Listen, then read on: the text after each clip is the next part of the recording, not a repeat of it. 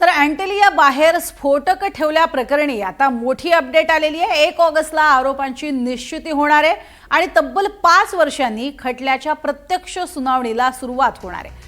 अँटेलिया निवासस्थानाबाहेर स्फोटकांनी भरलेली एक स्कॉर्पिओ आढळली होती। या प्रकरणी आणि वाहन मालक मनसुख हिरेन यांच्या हत्येप्रकरणी एक विशेष NIA न्यायालयाने 1 ऑगस्ट रोजी 10 आरोपींविरोधात आरोप निश्चित केले जाणार आहेत असं म्हटलंय। या प्रकरणाच्या खटल्याची प्रत्यक्ष सुनावणी ही 5 वर्षांनी सुरू होणार आहे।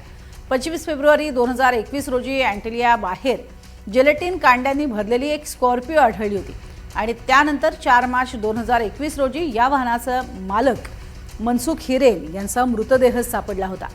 आरोपपत्रानुसार मनसुख यांना कटाची माहिती मिळाली होती आणि त्यामुळे कट उघड होण्याची शक्यता असल्याने त्यांची हत्या करण्यात आली।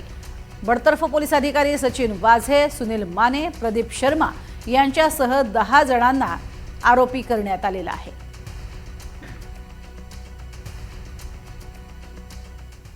आणि आता गावखेड्यातल्या महत्त्वाच्या घडामोडींचा आढावा घेणार आहोत फटाफट।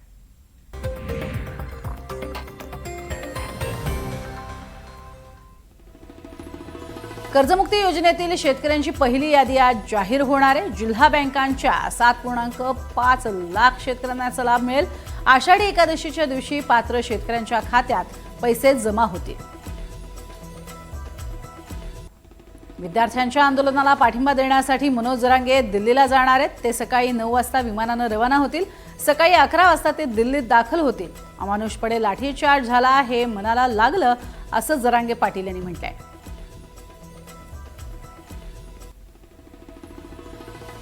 मुख्यमंत्री देवेंद्र फडणवीस हे पंढरपूरच्या पायी वारीमध्ये सहभागी होणार आहेत।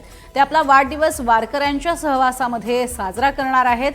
तर पालकमंत्री जयकुमार गोरे यांनी या संदर्भात स्पष्ट संकेत दिलेले आहेत।